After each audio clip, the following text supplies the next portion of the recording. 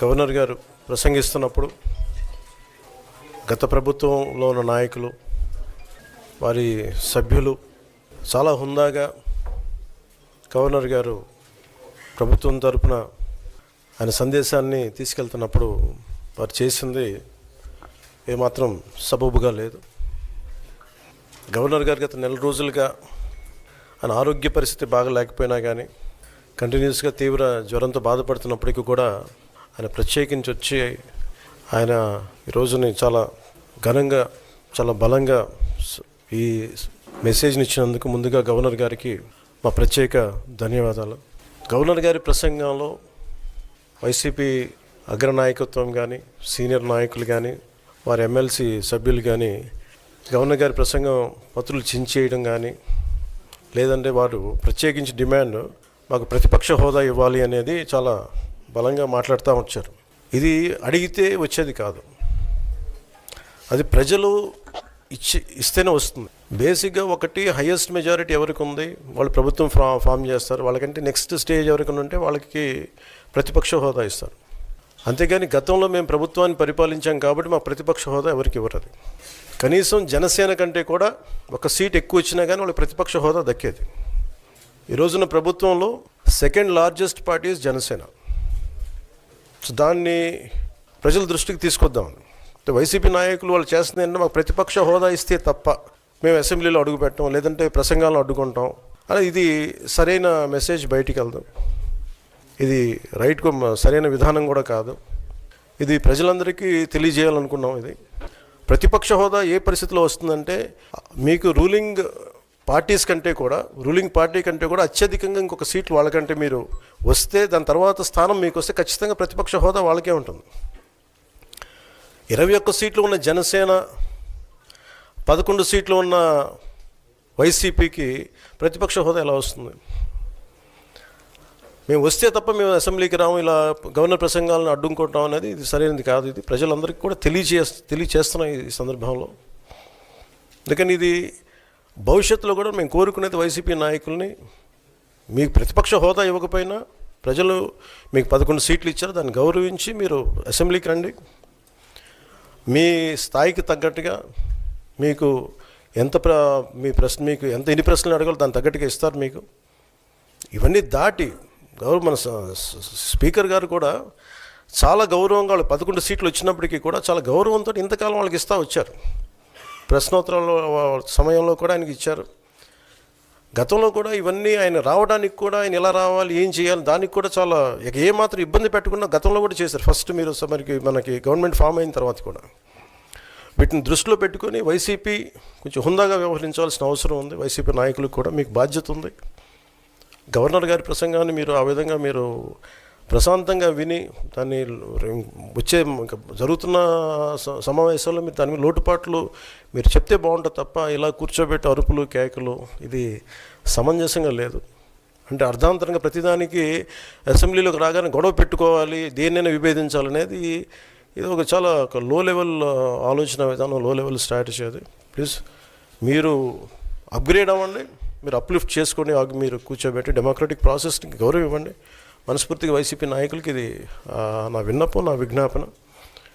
This what I would like to say. And నిజంగా కావాలి అంటే మీరు ఈ 5 సంవత్సరాల్లో మీరు ప్రతిపక్ష హోదా మీకు రాదు. అది మీరు మెంటల్గా ప్రిపేర్ అయిపోండి. 11 సీట్లతోటి మీకు ప్రతిపక్ష హోదా ఇవ్వబడదు, రాదు. ఎందుకంటే ఇట్ ఈస్ చంద్రబాబు గారు, గౌరవ ముఖ్యమంత్రి చంద్రబాబు గారు డిసైడ్ చేసేది కాదు, జనసేన డిసైడ్ చేసేది కాదు. దానికి రూల్స్ ఉన్నాయి, దానికి రెగ్యులేషన్స్ ఉన్నాయి, నామ్స్ ఉన్నాయి. ఉదాహరణకి నేనే మన కేంద్ర ప్రభుత్వం ఫార్మేషన్కి మేము వెళ్ళినప్పుడు పార్లమెంటరీ లీడర్ని మనం కూర్చున్నప్పుడు ఎన్డీఏ పక్ష నాయకుడు ఎన్నుకోవాలనుకున్నప్పుడు నేను నాయకుల స్థాయిలో నేను కూర్చున్నాను. అదే నేను ఇక్కడ మంత్రిగా ప్రమాణ స్వీకారం చేసేటప్పటికి నన్ను ప్రధానమంత్రి గారి పక్కన నన్ను కూర్చోబెట్టలా. నేను డిప్యూటీ సీఎం అయినప్పటికీ కూడా అది మంత్రి హోదానే కాబట్టి తిరిగి నన్ను మంత్రులందరూ పక్కనే కూర్చోబెట్టారు తప్ప ప్రత్యేకంగా నన్ను అక్కడ కూర్చోబెట్టలేదు. అంటే very specific rules and regulations నడుస్తాయి. ఉదాహరణకి పొద్దున కూడా స్పీకర్ గారు ఎదురొస్తే నేను అసెంబ్లీలోకి అడుగు పెడతా ఉంటే స్పీకర్ గారు ఎదురొచ్చారు. మనకి వచ్చి ఆయనతో పాటు రండి అని వెళ్తుంటే ముందుకు తీసుకెళ్తుంటే నాకు అనిపించింది, సార్ ఇది డిప్యూటీ సీఎంకి ప్రోటోకాల్ ఉండదు. ఓన్లీ ముఖ్యమంత్రి గారు, స్పీకర్, మనకు కౌన్సిల్లో ఉండే చైర్మన్ ఆయనే మీరు చేయాల్సింది తప్ప ఇది మేము ఉండేది కాదని చెప్పి నేనే వెళ్ళిపోయాను. ఎందుకంటే మేమే ప్రోటోకాల్స్ బ్రేక్ ఎందుకు చేయమంటే మాకు లేని ప్రోటోకాల్ మేము అడగం. అలాగే వైసీపీ నాయకత్వం కూడా గుర్తించాల్సింది, ఇది మీకు హోదా ఇవ్వబడదు.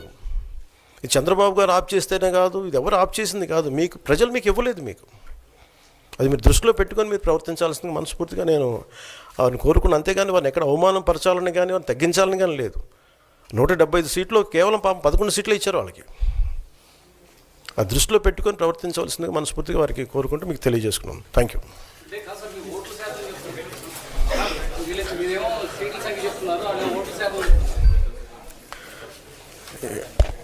ఇప్పుడు ఫస్ట్ అప్పుడు ఏం చేయాలంటే సార్, అప్పుడు జర్మనీకి వెళ్ళిపోవాలండి. ఇప్పుడు జర్మనీలో ఏంటంటేనండి, నేను జర్మనీ రిజల్ట్స్ కూడా ఏదో వచ్చినాయి చూస్తా ఉన్నాను. ఎలక్షన్స్లో 25% వచ్చిన హైయెస్ట్ పర్సంటేజ్ ఆఫ్ వచ్చిన ఓటుకి ఇన్ని ఎంపీస్, ఇంత అసెంబ్లీ స్థానాలు ఉంటాయి వాళ్ళకి. 5% మించి తక్కువ వస్తే 5% ఓట్లు మిగతా వాళ్ళు పంచుకుంటారు. మనకు అలాంటి బెనిఫిట్ మనకి లేదు కాబట్టి మన రాజ్యాంగంలో లేదు. వాళ్ళు మంకు పట్టు పడితే they are free to go to Germany. Thank you. మరి ఈ మేరకు టైం కేటాయించకపోతే, ప్రతిపక్షం అనేది ఈ మేరకు చెప్పలేకపోతే ఈ విషయాలన్నీ ప్రజలకి ఎలా తెలుస్తాయి? మామూలుగా అయితే ప్రతిపక్ష నాయకుడు అనే వ్యక్తికి ఎవరికైనా కూడా ఉండేది అసెంబ్లీలో మామూలుగా 2 పార్టీలు ఉంటాయి. ఒకటి అధికార పార్టీ, మరొకటి ప్రతిపక్ష పార్టీ. ప్రతిపక్ష పార్టీని అధికారంలో ఉన్న వాళ్ళు గుర్తించకపోతే, ప్రతిపక్ష పార్టీ ఇవన్నీ చెప్పేటివన్నీ కూడా వాళ్ళు చెప్పలేకపోతే కరెక్షన్స్ ఎక్కడి నుంచి వస్తాయి? అసెంబ్లీ ఎందుకు నడుపుతూ ఉన్నాం? ఏం సాధించడం కోసం నడుపుతూ ఉన్నాం? ఎవరు కూడా నీకు వ్యతిరేకంగా మాట్లాడకూడదు, ఎవరు కూడా నీకు వ్యతిరేకంగా చెప్పకూడదు. వాళ్ళకు మైక్ ఇవ్వము, మేము 5 నిమిషాలు మాత్రమే మైక్ ఇస్తాం. 175 మందిలో నీకు ఇచ్చినట్టుగా వాళ్ళకి ఇచ్చినట్టుగా నీకు ఒకరికి మైక్ ఇస్తాము. 5 నిమిషాలు నీ టైం కట్ చేస్తాము, నీ మైక్ కట్ చేస్తాము అని అంటే ప్రజలకు ఇవన్నీ కూడా తెలియకూడదు అనే ఉద్దేశంతో అసెంబ్లీ నడుస్తూ ఉంది. కానీ మీ ద్వారా నేను ఏదైతే చెప్పానో ఇంతవరకు ఈ 1.5 hour 2 గంటలు, నాకు తెలియదు ఎన్ని గంటలు ప్రజెంటేషన్ అయిందో, కానీ ప్రతి విషయంలోనూ కూడా ఏది కూడా ఎవరిని కూడా ఊరికే తిట్టల. ప్రతి విషయము ఫ్యాక్ట్స్ అండ్ ఫిగర్స్తో ప్రజెంటేషన్ చేస్తాం. ప్రతి విషయంలోనూ కూడా ఇవి వాస్తవాలు అని చెప్పి నెంబర్స్తో సహా చూపించాడు. వీటికి సంబంధించి ఏదైనా సమాధానాలు చెప్పగలిగితే సమాధానాలు వాళ్ళు చెప్పాలి. మీ ద్వారా కనీసం ప్రజలకన్నా ఈ మెసేజ్ పోయి ప్రజలందరికీ కూడా జరుగుతూ ఉన్న ఈ రాష్ట్ర పరిస్థితుల మీద ప్రజలందరికీ కూడా అవగాహన కలగాలి అని రాష్ట్ర బడ్జెట్ మీద, గవర్నర్ ప్రసంగం మీద ఒక ప్రతిపక్ష నాయకుడిగా, ఒక ప్రతిపక్ష పార్టీకి సంబంధించిన నాయకుడిగా ప్రతిపక్షం చేయాల్సిన పాత్ర అసెంబ్లీలో చేయలేని పరిస్థితుల మధ్య మీడియా ద్వారా ప్రజలకు కమ్యూనికేట్ చేసే కార్యక్రమం చేస్తూ ఉన్నాం. సార్ స్పీకర్, ఇప్పుడు ఈ అసెంబ్లీకి సంబంధించి కానీ బడ్జెట్కి సంబంధించి ప్రభుత్వం 9 నెలల పాలనకు సంబంధించి అనేక వైఫల్యాల గురించి మీరు చెప్తా రావడం జరిగింది సార్ ఇప్పటివరకు. అయితే నిన్న వచ్చినటువంటి పట్టభద్రుల ఎమ్మెల్సీ ఎన్నికల ఫలితాల్లో టీడీపీ గెలిచింది కాబట్టి ప్రజలకు మా పైన ఇంకా నమ్మకం ఉంది, విశ్వాసం ఉంది, అందుకే ప్రజలు మాకు ఓటు వేసి గెలిపించారని సీఎం చంద్రబాబు చెప్తా ఉన్నారు. రమేష్, ఒకటి ఆశ్చర్యకరం కలిగించే విషయం అని చెప్తాను. నేను ఎమ్మెల్సీ ఎన్నికల్లో రిగ్గింగ్ చేసేవాడిని ప్రపంచ చరిత్రలో నువ్వు ఎప్పుడైనా చూసినావా చెప్తాను. నేనైతే ప్రపంచ చరిత్రలో ఎమ్మెల్సీ ఎన్నికల్లో రిగ్గింగ్ చేసేవాడిని నా ప్రపంచ చరిత్రలో ఎవడు నేను చూడలా. ఒక చంద్రబాబు నాయుడు అనే వ్యక్తి మాత్రమే ఎమ్మెల్సీ ఎన్నికల్లో రిగ్గింగ్ చేసేవాడిని నేను చూసింది. అయినా కానీ శ్రీకాకుళంలో మాస్టర్లు బాగానే బుద్ధి చెప్పారు కదా. శ్రీకాకుళంలో మాస్టర్లు, గవర్నమెంట్ టీచర్లు, ప్రైవేట్ టీచర్లు అందరూ కూడా బాగానే బుద్ధి చెప్పారు కదా, గట్టిగా అర్థమయ్యేట్టుగా చెప్పారు కదా. ఎందుకంటే అక్కడ రిగ్గింగ్ చేయడం కష్టం, టీచర్లు వచ్చి కొట్లాడతారు. ఎందుకంటే వాళ్ళే బూతులు ఏజెంట్లు, వాళ్ళే బూతులు పోలింగ్ ఆఫీసర్లు, టీచర్లు. సో వాళ్ళ ఓట్లు వాళ్ళకి రాకుండా చేసినామని అంటే వాళ్ళంతా ఒప్పుకోరు కాబట్టి అక్కడ యూనియన్స్ అన్నీ ఉంటాయి కాబట్టి చేయలేకపోయింది. ఇంకా గ్రాడ్యుయేట్ల దగ్గరికి వచ్చేసరికి ఎవడైనా అంతే అన్నట్టుగా అక్కడ కూడా రిగ్గింగ్ చేసినారు. ఎన్న సార్ అసెంబ్లీలో స్పీకర్ గారు ఈరోజు హౌస్లో కామెంట్ చేశారు, మీరు దేవుడు గారు లేదు పూజారిని వచ్చి అడుగుతున్నారని చెప్పి ఎల్ఓపి విషయంలో. ఎల్ఓపి విషయంలో రూలింగ్ ఇచ్చారు సార్ ఈరోజు. మీకు ప్రతిపక్ష హోదా Sir, రాదు in అని the leader స్పీకర్ of గారు ఈ రోజు ఒక opposition రూలింగ్ ఇచ్చారు sir. statement, the speaker has given a statement saying that neither have you attended the assembly. You've just attended assembly just for one day in the earlier sessions, and that you yourself in the previous term had talked about Mr. Chandrababu Naidu and how they had 23 or 24 MLAs, and if we take 5, then you won't have the leader of opposition status. If he can say the same thing, why is he demanding the same? Is what there's been a ruling stated by the speaker. What do you have to say on this? ఒకటి అందరూ గుర్తుపెట్టుకోవాల్సింది ఏంటంటే, చంద్రబాబు నాయుడు గారు అనే వ్యక్తికి మేము ప్రతిపక్ష హోదా ఇచ్చాం. చంద్రబాబు నాయుడు అనే వ్యక్తిని మేము ప్రతిపక్ష హోదా ఇచ్చినాం. ఎక్కడా రూలింగ్ లేదు, ఎక్కడా దెర్ ఇస్ నో రూల్. నీకు ఇంతమంది శాసనసభ్యులు నీకు ఉండాలి, ఉంటేనే నీకు ప్రతిపక్ష హోదా ఉంటుంది అని ఎక్కడా రూలింగ్ లేదు.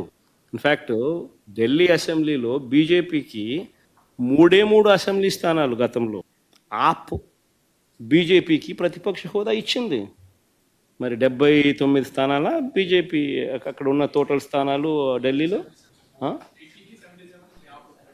80 స్థానాలకు 77 స్థానాలు ఆప్ వచ్చి సంథింగ్ లైక్ దట్ బీజేపీకి 3 స్థానాలు ఉన్న ప్రతిపక్ష హోదా ఇచ్చినారు. సిమిలర్లీ మేము కూడా తెలుగుదేశం పార్టీకి మేము కూడా 5 మంది శాసనసభ్యులు తెలుగుదేశం పార్టీ నుంచి పక్కన కూర్చుంటామన్నారు. మా వాళ్ళు అయితే ఇంకా లాగేసినామనంటే ఇంకా 10 మంది లాగుతామన్నారు. వద్దు లాగాకండి అని నేనే చెప్పాను. కానీ ప్రతిపక్ష హోదా నేనే ఇచ్చి ఇదే చంద్రబాబు నాయుడు చెప్పినా, నువ్వు మాట్లాడు స్వామి, ఎంతసేపు మాట్లాడతావు నువ్వు మాట్లాడు, నేను వింటాను, నేను విని నీకు సమాధానం చెప్తాను, నువ్వు మాట్లాడాలనేదే నా కోరిక, నువ్వేం అడుగుతావు అడుగు స్వామి అని చెప్పి నేను చెప్పిన అసెంబ్లీలో. కావాలంటే నా స్పీచ్ లేనండి అసెంబ్లీలో నేను అన్న మాటలు. ఆయనకు నాకు మధ్య తేడా అది. ఏదైనా కానీ అసెంబ్లీ అనేది ఎందుకు జరుపుతూ ఉన్నాం? ఈరోజు అది అసెంబ్లీలో ఉన్న పార్టీలు ఏవి? అధికార పార్టీలు, ప్రతిపక్ష పార్టీ మాదొక్కటే ఉంది. వేరే పార్టీలు ఎక్కడున్నాయి చెప్పండి? ఉన్నాయా ఎవరన్నా? మన ప్రతిపక్ష పార్టీ అనేది ఎవరికి ఇస్తారు? మాకు ఇవ్వకపోతే ఎవరికి ఇస్తారు చెప్పు?